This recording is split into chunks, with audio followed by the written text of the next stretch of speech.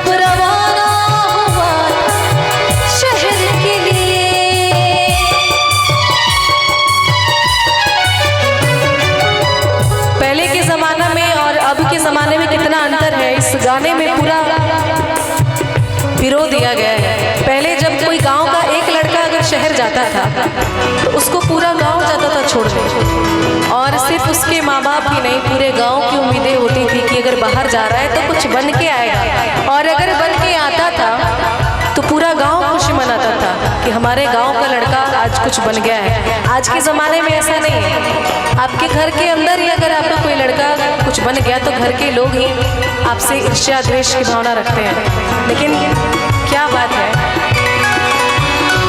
कुछ ने मांगी दुआएं कि मैं खुश रहूं, कुछ ने मंदिर में जाके जलाए दिए,